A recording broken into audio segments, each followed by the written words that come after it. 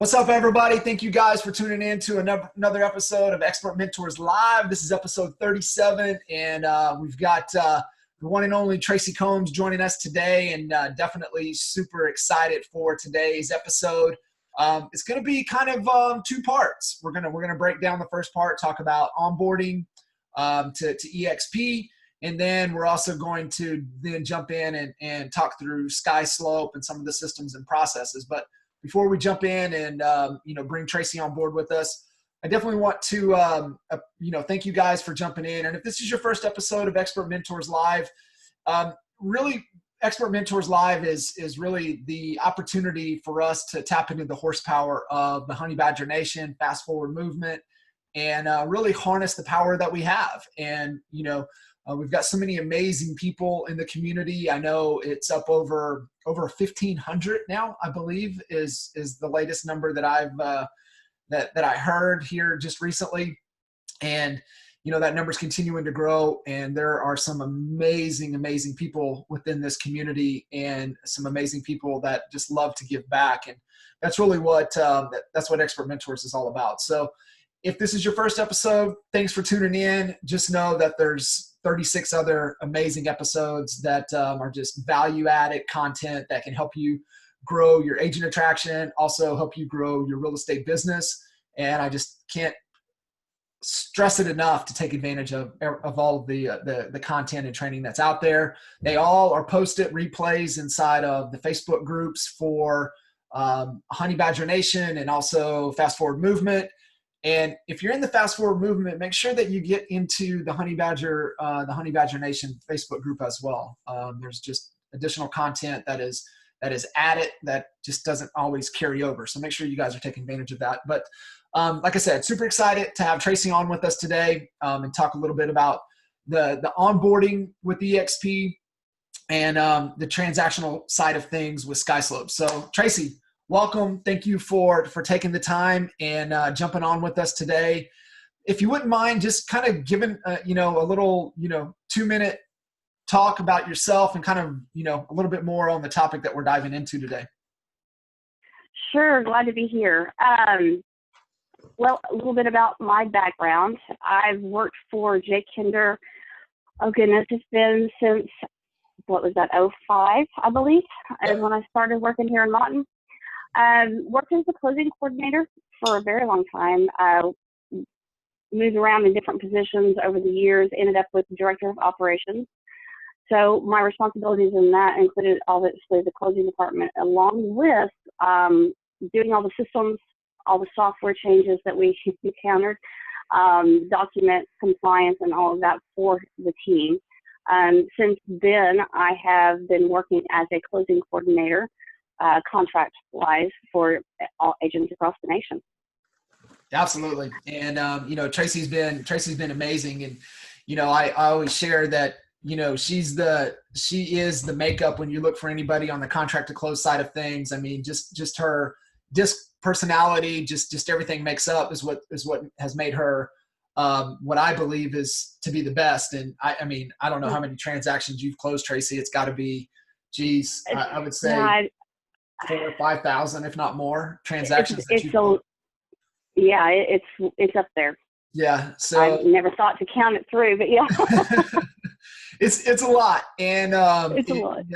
We learned a lot through that, and we learned a lot through those processes. And you and I were kind of chatting before we jumped on the call with everybody today, and really wanted to set the stage and get clear. What is the goal? What is the goal that we have for the call? And for me, and this is what we drilled in, when we talk about functions inside of any business. And so I think this is an important get for you guys to understand, is that when you lay out any function that you have within your organization, be it sales, operations, marketing, finance, you guys are head of company. There's always clear roles and responsibilities, but then there's also, how are we going to measure success, right? How does Tracy know she's doing a good job? How do I know she's doing a good job? Because, people have the best of intentions, and they're going to do the best that they can. People want to do good, but Tracy's definition of good is going to be different than mine unless we agree upon what that definition is. And I think one of the things that we uncovered on the operational contract to close side was we did a measurement of, what client feedback was, which was our net promoter score, but also on just specifically contract to close. And this is an important get for you guys, because this ties into what the goal is on these two things that Tracy's going to talk about today, is that what is within your control. And for the contract to close side of things, people, I've heard over the years, well, they're just there to get the deal done based upon, whatever the contract guidelines are. And that's wrong. That's the wrong thinking. And what we found and we uncovered is that the way that when your business is based upon deals that you can close, if you can impact the amount of days that it takes to open escrow to close escrow, you can shrink that cycle, and it's the cash conversion. You get the cash turning in, which allows you to grow your business faster. And Tracy got it. And that's what we started measuring, was Tracy's success on days from open escrow till days close. And we were hardcore on nothing pushing, and Tracy was as proactive as I've ever seen with anybody in this contract to close department. And she didn't care if she could close a week earlier. She would try to get the deal closed earlier. And that's just because she understood the cash conversion flow and cycle of things. But the point that I want you guys to take from what Tracy's going to dive into today is that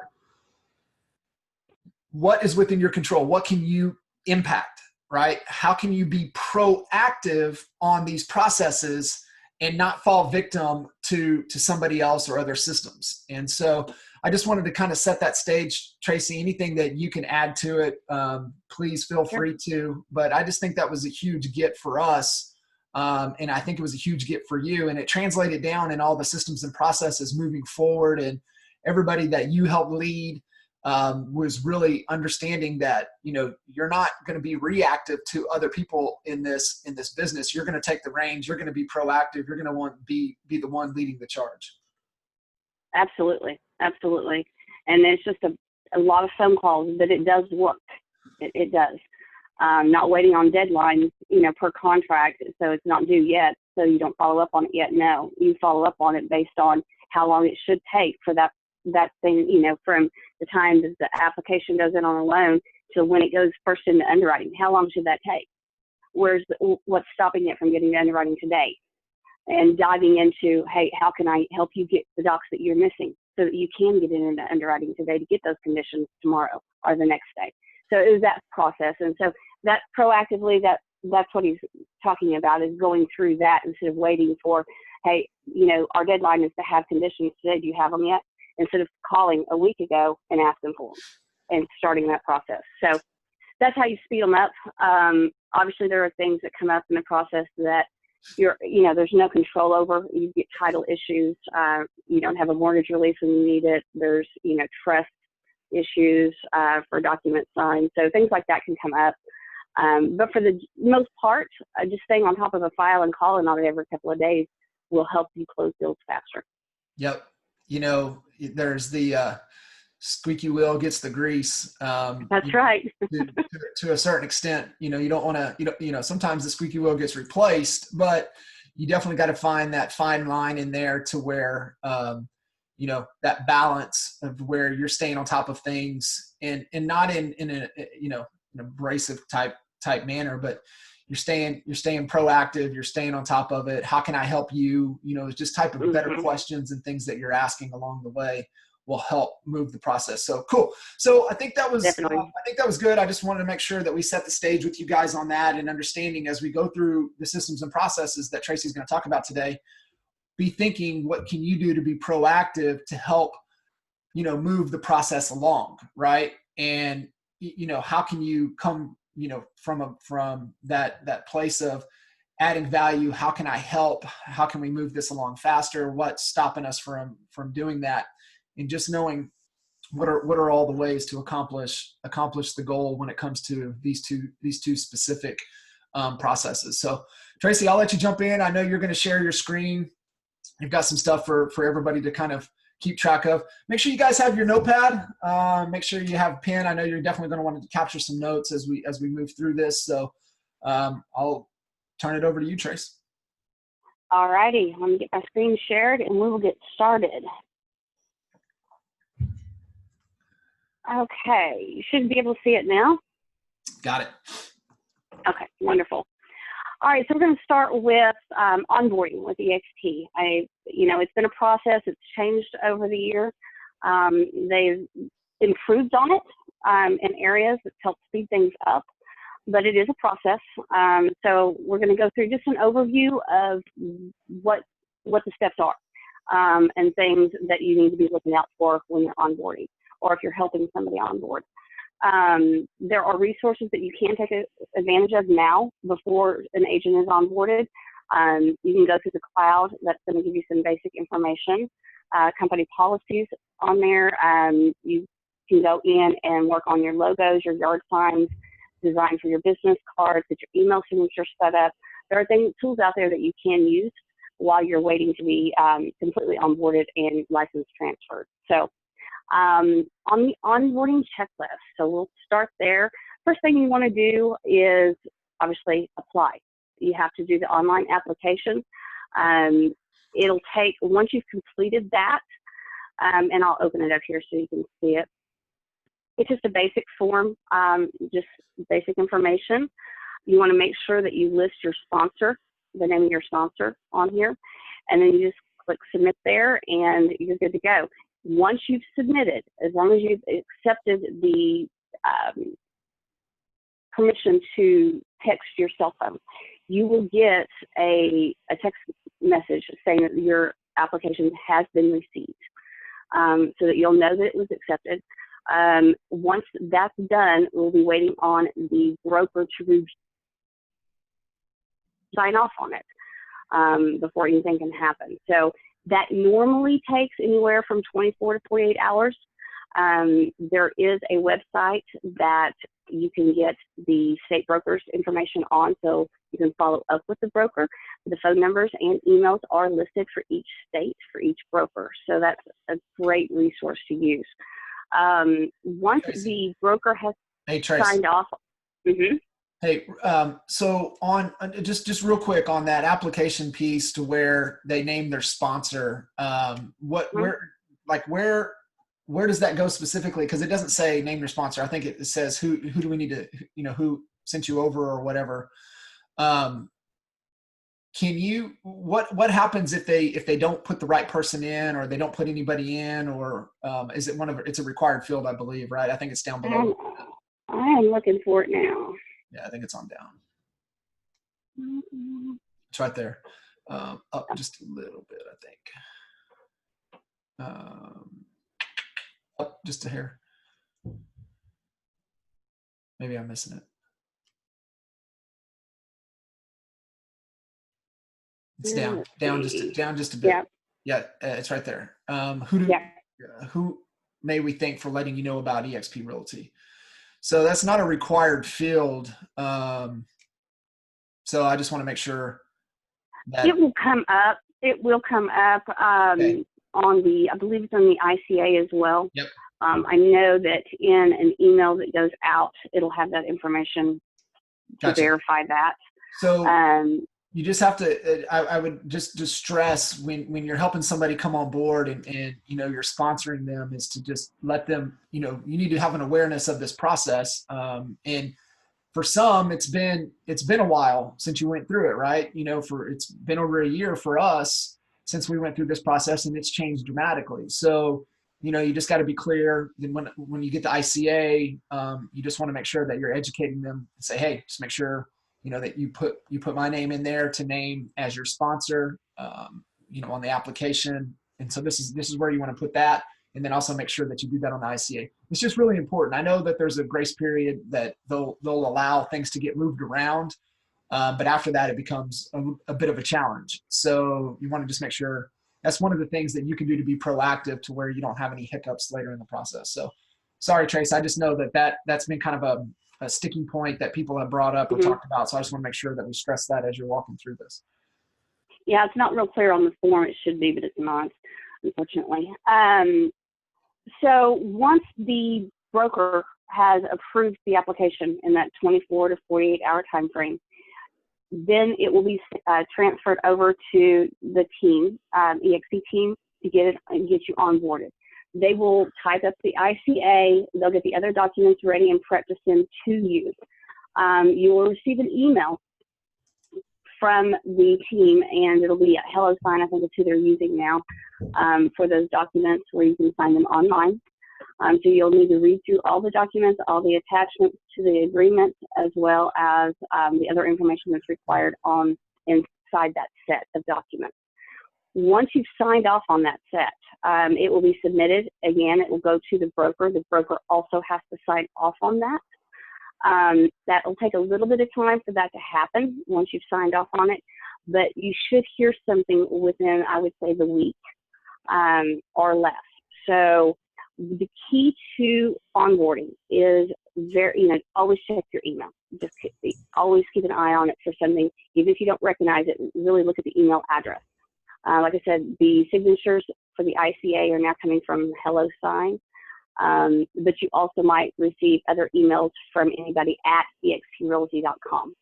So keep a lookout for that. If you haven't received something that you think should have already been come through, go through your spam folder. Sometimes they end up in the spam folder, and you don't want to miss one of these emails because they are important for you to get. Once the broker has signed off on the ICA, that, like I said, give them about 48 hours or so.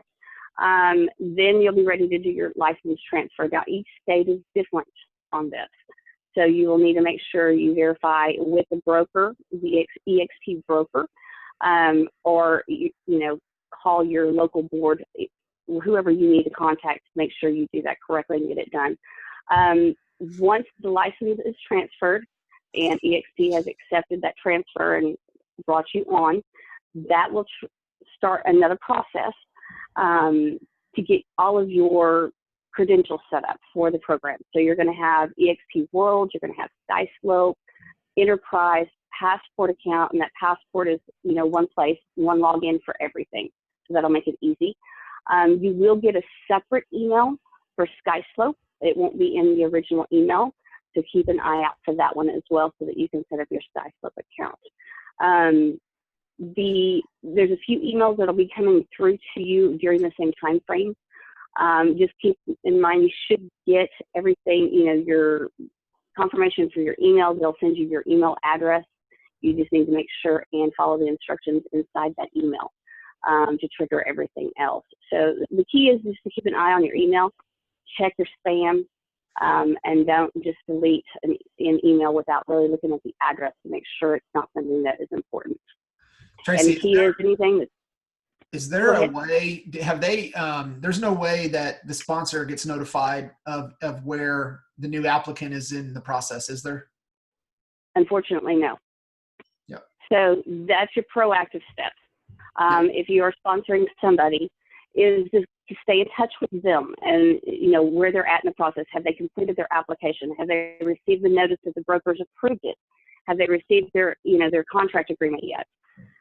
Mark those dates down, those times down, so that you can follow up on it, so that if it becomes outside that 48-hour timeline, that excuse me, that something's wrong. You can call your agent that you're recruiting, have them check their spam and go through that with them. If you can't find anything there, you can always call the broker, or you can also log into eXp World. You can send any agent an invite as a guest. That invite is good for 3 days. So the recruiting agent can go in and go into the onboarding room and ask for assistance there. They're really limited on what they will tell you as a sponsor. For security reasons, they want the agent to go ahead and do that, even though it's on a guest account through eXp World. That is really the best place to get, real quick answers to any questions or any problems. If there's an issue on the agreement, the contractor agreement, the link doesn't work or something like that, that's where you'll need to go to get that resolved. Got it. That's awesome. And just kind of reiterating what's there is that they have to opt in for text on the application to be able to get that. So you want to make Right. sure and To get stress these, that they opt in for it. definitely. And they'll get emails as well. But emails can get lost really easy. That's why it's good to go with a text messaging opt-in so that you Yep. get that on your phone Great and you're point. alerted. Great point. So just when you're walking, the people that you're sponsoring, when you're walking them through, it's just always fill out that application. Make sure you click the box to receive text, because that's going to be the easiest way. Like unfortunately, there's not many people that are on top of their emails, and so they're definitely going to be on top of their text messages over that. So just make sure that you're setting the stage, getting that clear for them.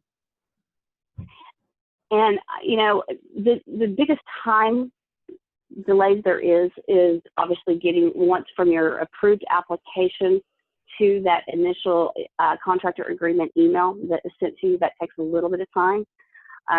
Like I said, 48 hours roughly. I would start, checking on it and asking about it.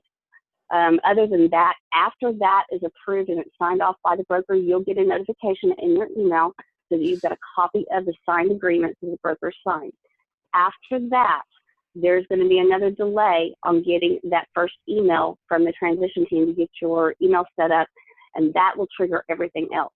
So that's a key email that you don't want to miss on that. And you can expect that to take anywhere from 3 to 4 days, roughly.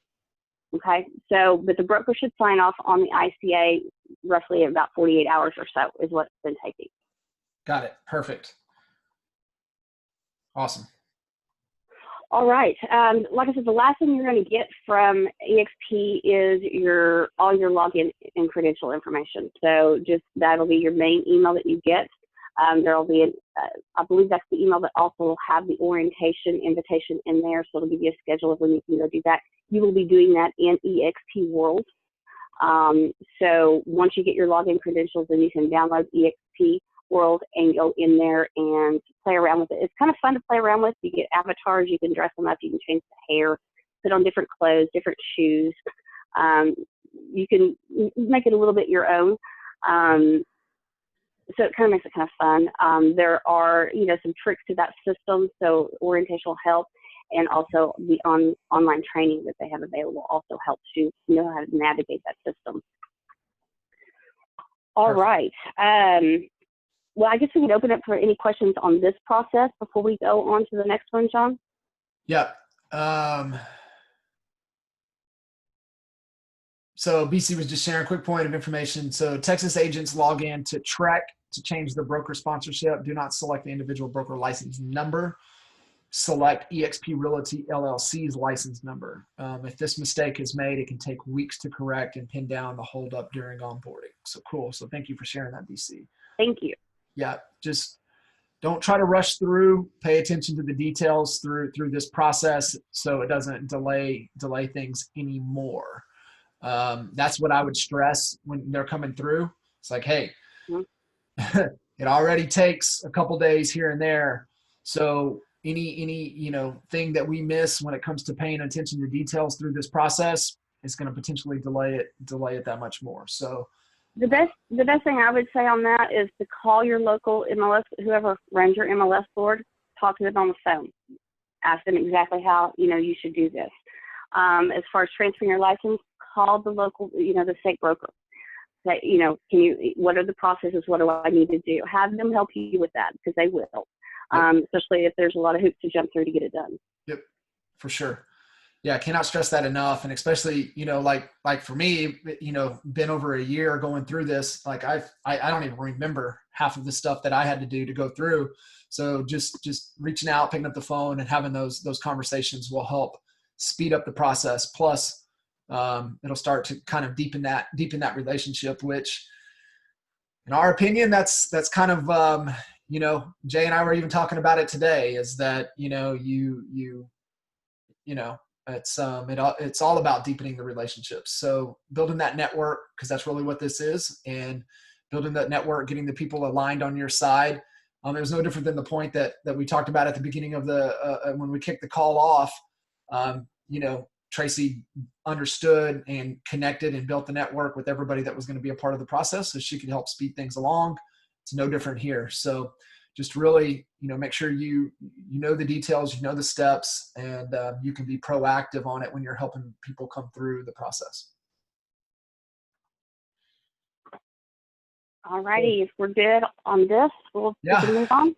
Yeah, okay. And if you guys have any other questions or think about it, you can throw it into the Q&A. If you're watching the recording of this, just throw it in the message. Tracy's will be, you know, she's in the Honey Badger Facebook group, so she'll be able to get messages. If you have questions, you can message them through there. So just if you think of anything as you're going through, just message us and we'll help get you some clarity. So cool. So that was kind of the first process that we wanted to have an overview on and talk about and give you guys some clarity and some things to where you can be proactive.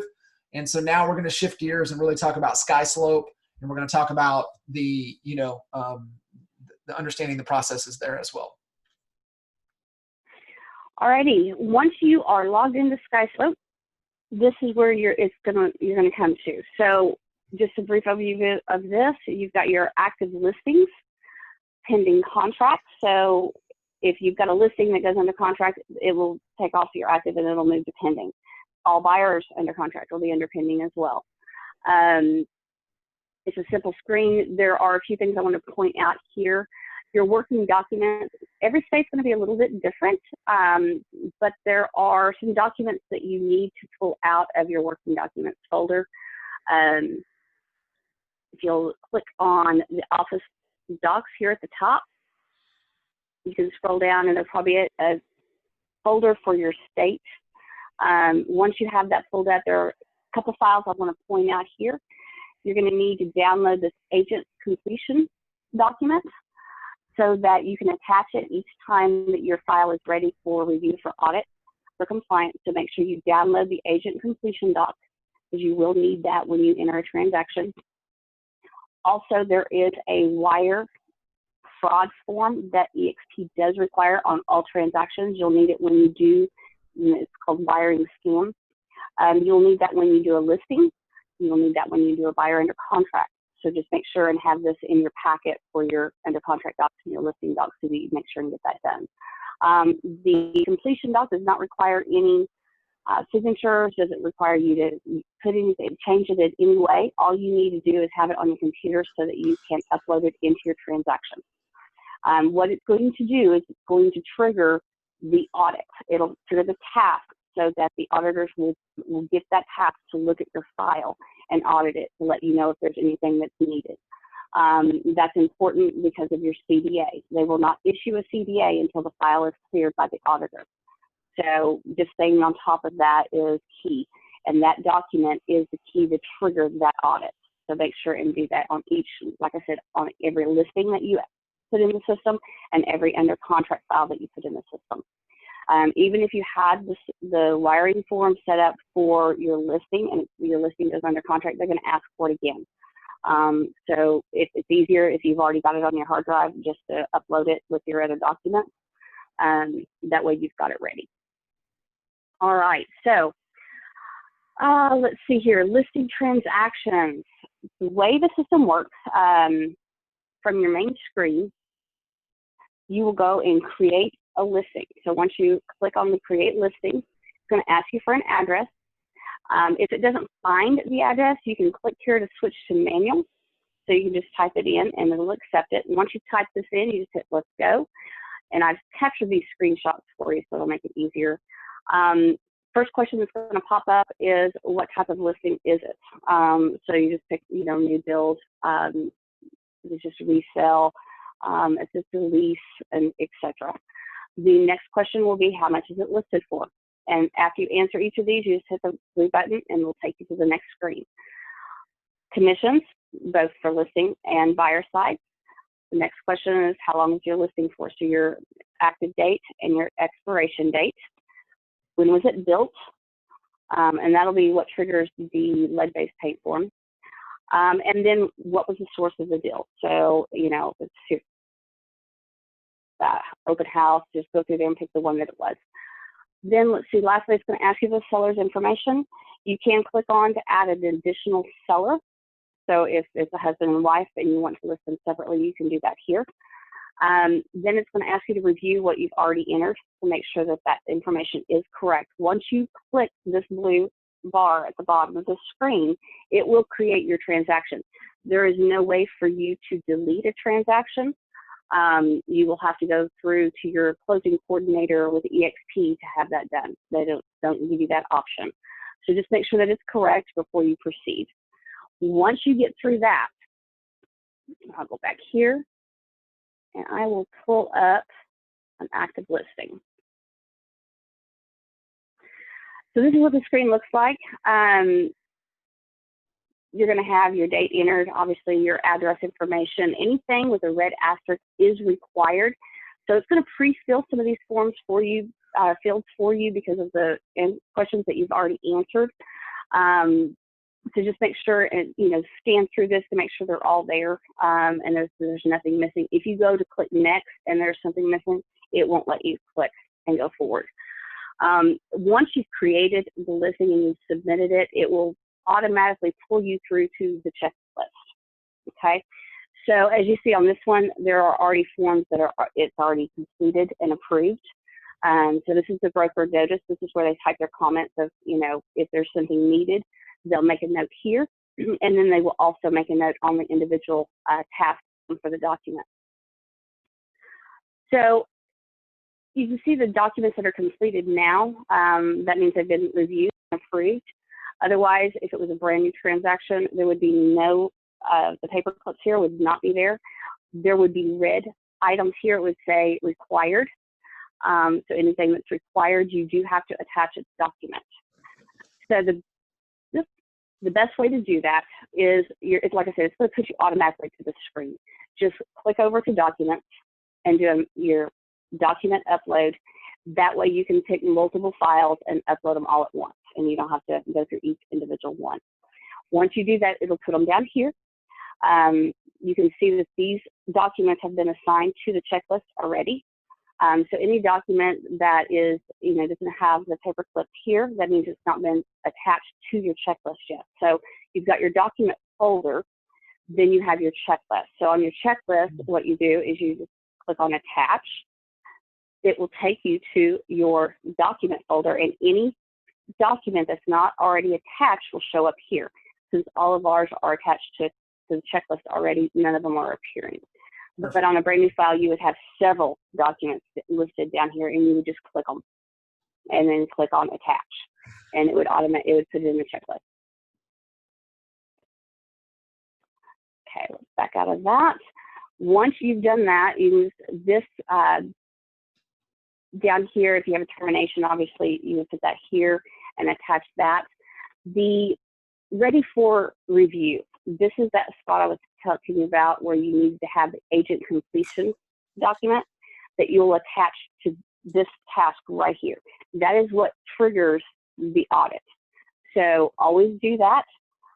If you get a file, so you get, and you will get these emails, you'll get an email if there's something that is needed. It'll be a copy of this checklist, and it will also have the comment next to the item that needs to be corrected or is missing.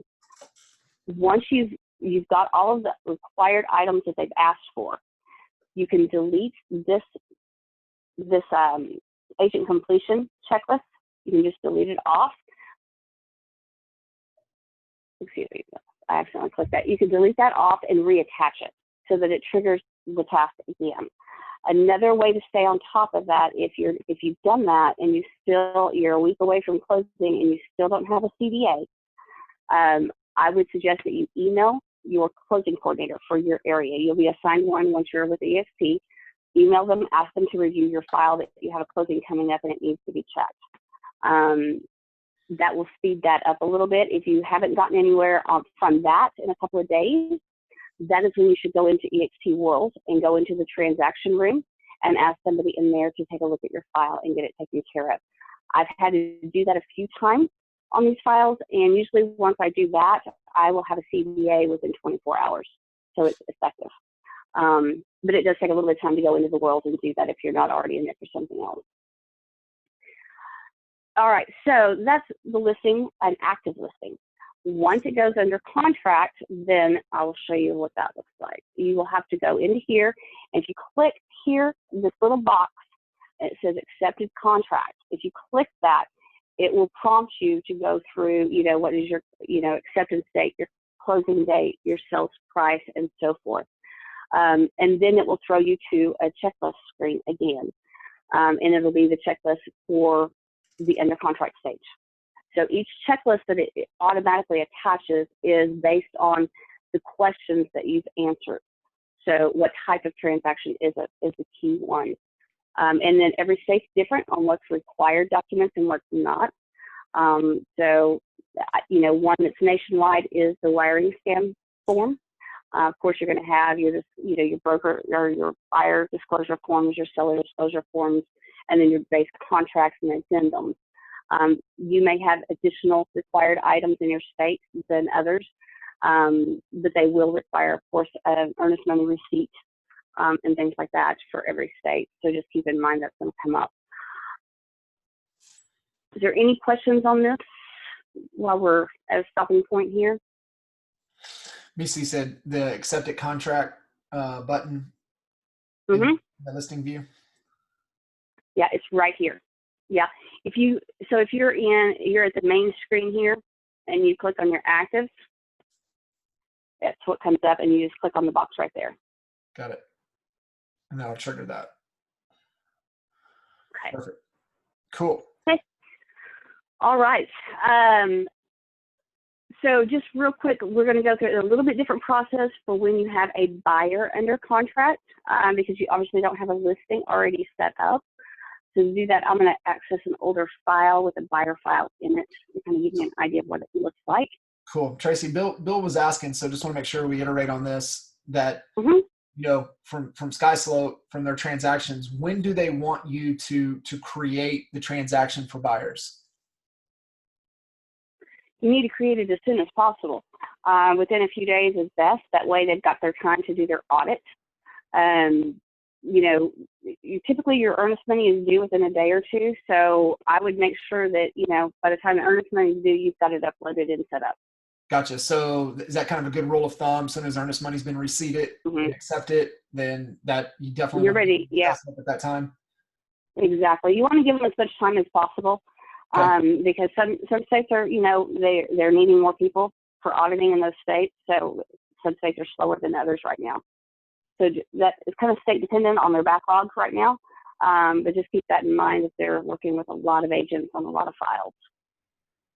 Cool. Okay, and then of course on your listings, you need to have that entered, within a day or two of, the listing date of when you get the file, the contract signed. All right, so once you have the buyer under contract, so I'll show you this on the main screen. I didn't show this. Right here is create the transaction. This is for your buyer only file. So you'll just click that, and it will throw you into the screen right here. You can search for an address, or you can close that. You can enter an MLS number. You should have this tied to your MLS system. If not, that's fine. You can just type in the address. Everything again with an asterisk is required. The checklist type, now this is where you have to pick one, where in the listings you do not, you just have to, pick what kind of transaction it is. This one you actually go in and you pick which type of checklist you need. So you've got residential resale, so that would be your, your resale market. You've got a new build contract. You've got a referral. So if you're just doing a referral, that's what you would pick. And that's going to create a different checklist of what items you're going to need for that referral. And then, of course, you've got, your land only contracts and things like that, and your commercial as well as your leases. So you'll make sure on some of that, so Monica was asking on new builds, what information, if you don't have all the information, how do we handle that? What information? You're going to have the address, obviously. Your type is going to be a cell. Your sales price you'll have, your source you'll have, your lead type, if it's an office lead or not, which typically there are no unless eXp is giving you the lead. closing date, acceptance date, year built, obviously. Sometimes the closing date's not in the contract. Sometimes those contracts, are up to the buyer on the closing date. I would give it the estimate of what is anticipated, what the expectation is on the buyer of what that closing date's going to be. They'll give you an idea of what month that's going to be, and that's what you put in there. Yeah. I don't know what information you would not have. Maybe, Monica, maybe you can kind of elaborate if you've ran into a situation, don't have a closing date yet or the final pricing.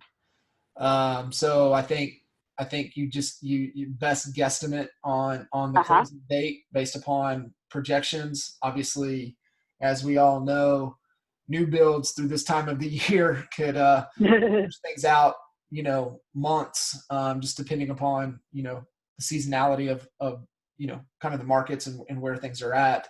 Final pricing, I would hope that, and Monica, are you talking about on the listing side? On the buy side, I hope you had. So you'll have a price, but you'll have those addendums that'll come in for upgrades that will happen. Yeah. And you just go in there and change the price as needed. Perfect. So hopefully, Monica, that helped right there. You have a ballpark price, but yeah, I'm with you. Things changed based upon, still picking out upgrades. Absolutely. It's going to change. So, you would just go in and modify based upon whatever final upgrades and changes that have been made. Right. You'll also need to upload the document, the change order document for those changes, obviously, into the documents and the checklist. And I'll show you where those go in the checklist here in a minute. But if you make a change to your sales price or closing date, the closing date is not necessarily needed on new builds. If it changes, depending on the contract the builder uses, but the sales price, if you're doing a change, do the price here and upload that document. Gotcha. Gordon, I guess I'm not tracking on the question. Gordon asked, how do you do the buyer's offer without first setting up a transaction? This is set up for transactions, not offers. Yep. So this is assuming you have a signed contract. Yeah. Yeah. You've opened escrow, right? You've got earnest money's accepted. You guys are going, that's when it's a done deal. That's when you want to put things in. And BC, I think, made a comment that they just ask, nothing less than 10 days. And like in Oklahoma, you ain't closing nothing in 10 days. I don't care if it even is a cash offer, but in Texas, you can close pretty quick. So Gordon's asking, how do you get the buyer contract into SkySlope? You scan it into a PDF file into your email. You use a scanner and email it to yourself. If you don't, have it already set up to automatically go to your computer at your desk. Yeah, he's asking once you have it. He's asking. Excuse me? He said no. He said, how do you get the buyer contract from SkySlope? They don't have the buyer contracts, I don't believe, loaded. You get those from your MLS provider, typically. Perfect. Okay. The documents that eXp has in their working documents folder that I showed in the beginning, those are eXp-specific documents that you will need. They're not your state sales contracts or listing contracts. Gordon's saying that they do have theirs in SkySlope. So that they've uploaded. You can upload docs into SkySlope on your personal folder and create folders inside of where I clicked on Office documents. The default when you open that screen for working documents, it is a blank folder that you can set up and use for your actual your actual documents that you use for your office. Yeah, I saw that. Would you mind jumping back over there real quick and kind of showing that? Sure. I should have had you pointed out, but I remember it was there. Okay, so you've got working documents right here at the bottom. So you just click on that. You've got Untitled Docs. This is where you would upload documents, and it would just be a placeholder for all your documents.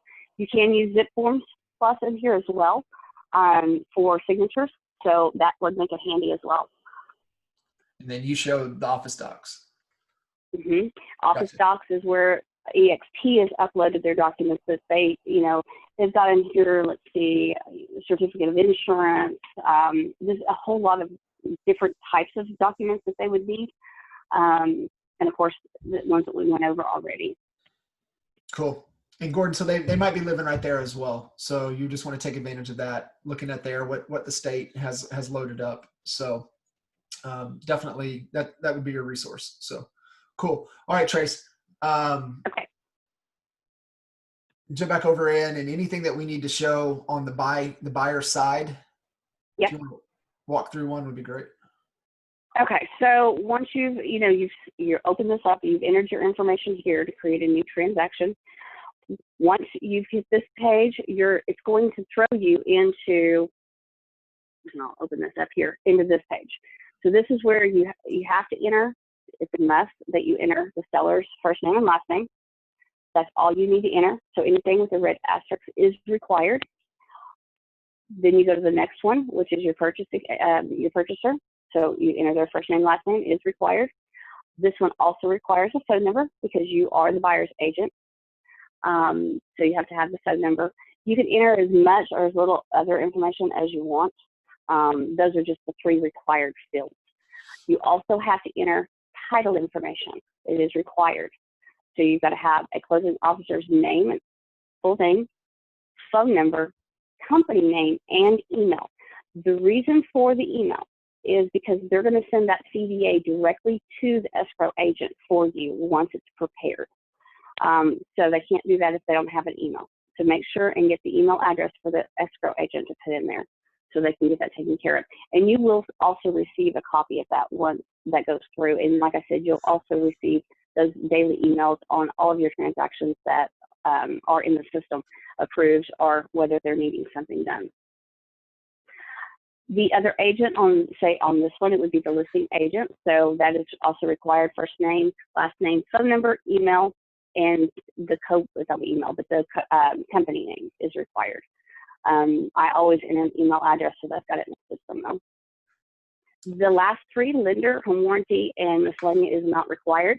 So you just got the all the way down to your other operating agent. Once you've got that entered, you can hit the submit screen, and that will submit all that data. Once you're done with that, you go over to commissions, and that'll pull up this tab. This is where you will enter other information. So you'll verify that everything is correct. You'll add your transaction fee if needed. If you have a transaction closing coordinator, that would go in this spot here where it says TCC. Any other deductions that you have, and then any information that you need to provide, additional details on. Also, if this is a referral, you'll need to add the referring agent on there as well, so that they get their percentage. That's pretty much, it's basic.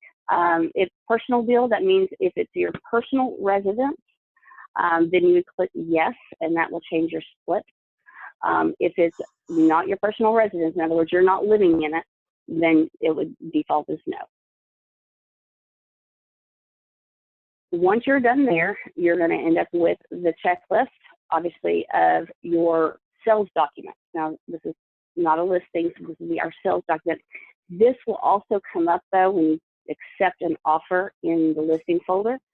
So they'll see, you can see down here, it says listing document. So this is when the listing was done. And when it went under contract, then it attached this checklist on the top. So this is where you have to go through again. Anything that is in red that says required, you will need to upload those documents. It's the same process. If you want to do a mass upload, you can do it from the document screen. That'll make your life easier and faster if you go there. Now, when you do, individual documents, it's a lot easier. It's a one-step process if you will upload them from here. So you would just do attach, then you would go upload document, and then you'll pick the one document, and it will go ahead and attach it to that checklist for you. So that'll just save a step on doing that if it's just like a price change. I always type a note. If you'll notice down here you've got amendments 1, 2, and 3. If I add one here, I'll just put a price reduction in the amount, or a price increase in the amount, whichever it may be, so that I know what's there and I don't have to pull up the document to look, make sure it was, which ones are in there. I always add it to the comment so it makes it easier, just to scan through there, make sure I've got everything in there. Yeah. So this is where you would add those changes. That's a great point. You never want to you never want to assume intelligence for another person. And so anything that you can do to add additional detail, never assume, right? Just go like, man, maybe this person, just is not aware of this. Maybe they'll have a bad day when they check it. Anything that you can do to be proactive to help clarify anything in the process you want to do.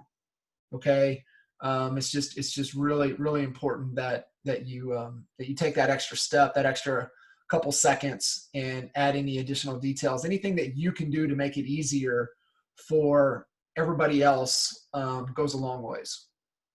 Absolutely. And another thing I'll point out on that, on the commissions tab, the additional information at the bottom, additional details, it's important to type in any, special instructions that you have. I always put in there, on the transaction coordinator fee, I'll put the price there with my name, and then I'll go in the bottom and I'll type in, transaction coordinator fee above of, whatever the price may be, to be paid from agent's commission at closing. And then I'll also, if there's a transaction fee charged to the buyer, type that completely out so that the information is clear. Also, when you have your CVA, like I said, you will be notified of that. Open it up and verify that it is correct. They do miss things. It happens. So just make sure that it's correct. Don't wait till the day of closing to check it, because it will take a day or two or more to get it corrected. So if there's something on there that is incorrect, if they've missed something, if the split is not right for some reason, you have any questions on that, you need to email your closing transaction coordinator for your area to have them look at that and have them get back with you on clarification, or request them to revise the CVA if anything changes. So if they created a CVA for some reason and the price changes at the last minute because you didn't have the addendum or whatever may have happened and you were unaware on a new bill, which can happen, you'll need to, let your transaction coordinator know that in the state so that they can turn that for you quickly and get it done. So communication is key there, just to stay on top of it and review things to make sure they're right before, you're down at the closing table and you realize something is wrong. Perfect. Don was asking, is there a way to import agents and affiliates that you have and not have to just type them in every time? Not that I'm aware of. Gotcha. Yeah, let's see what would be on contacts. What's on the contacts tab again? That's who's on the transaction. And Okay. all that's required, the agent part requires a little bit more information. You've got to have their name, their phone number, and the broker name, what company it was. Yeah. The title company information, that would be the only other one that has, the email and the phone number and the name of the closer. So that takes a little bit of time. If I remember correctly, though, it'll start auto-filling for you. If you've got cookies everybody's got cookies on their computers. So that helps. And then, of course, your first name and last name of your client. Gotcha. I can see where it would be nice to have drop down if you had that entered in there, but got it. Oh, yeah. So BC was just mentioning agents using a transaction coordinator like yourself, that documents to be included with the files can also be emailed directly to the file with the assigned SkySlope email address for each file. Once a transaction is created, you can do that. And it's right here under email at the top. You've got close of escrow and then the email address. It's right here. That is your email address for this one. So you can email the document. It'll put them in the documents folder. It will not attach them to your checklist, but you can import them that way as well. Perfect. Love it. Cool. Tracy, anything else that you want to add here? We're almost at the top of the hour and want to definitely wrap this up. What would you say, kind of some key points, some things that we want to leave everybody with as taken away from today's call? On transactions, you're gonna end up talking to your coordinator a lot for your state. If you have trouble, they're busy too. If you have issues, getting in your response or they're slow to respond, just go into eXp World and go into the transaction room, and they will get in touch with the broker if need be to get things moving along. I've also had to email the broker directly before for help to get something corrected on a CDA last minute because I wasn't able to get a reply. So do what you have to do to get the deal done. Don't rely on somebody else picking it up and just doing it. You do have to stay on top of them. So, because they've got a lot on their plate. So the more proactive you are on what you're needing, and your goal in the system is to get that CDA so that you get paid at closing. If you don't have that CDA, they're going to send the check, all of the commission, to eXp. They're going to overnight it, and then you're going to have to wait for them to cut you a check or wire you the money. That will take some time. So just make sure that you get your CDA. Don't wait till the last minute. The sooner you can get your transaction entered into the system, the sooner you can have that out of the way and not worry about it. I love it. That's awesome. Tracy, if anybody had questions or want to get a hold of you, what is the best contact information for you? Best way to get me would be plc.closings with an S @gmail.com. It's perfect. And if you guys are looking for a transaction coordinator, I know BC just threw it in there. Tracy's goal, like I said at the beginning of the call, she's closed over 4,000. I would say over 4,000. I know I had the opportunity to work with Tracy, since 05, 06 timeframe, and she was right there with us through all those years when we were rocking and rolling in Lawton. And the cool thing, and this is why I was really excited to have Tracy on with you guys today, is that she's still actively closing transactions, and she's in Sky Slope, and she's working with eXp on a daily basis. And so if you're needing that help, you need to outsource that. That's still on your plate. That low leveraged activity for you guys that are in sales. Definitely a way to go is somebody like Tracy. I would definitely have a conversation with her before I would look at anybody else, and just really take advantage of all the resources that you have within this network, within this community, and it'll really serve you guys well and get a greater return on your time. So appreciate you guys. Tracy, thank you. Amazing call. Thank you for stepping in and really being a true expert. You're welcome. Mentor to everybody. And like I said, you get this recording or whatever, please share your biggest takeaway in the Facebook group, and then also make sure you guys give some love for Tracy. Appreciate you guys. Tracy, appreciate it. Thank you.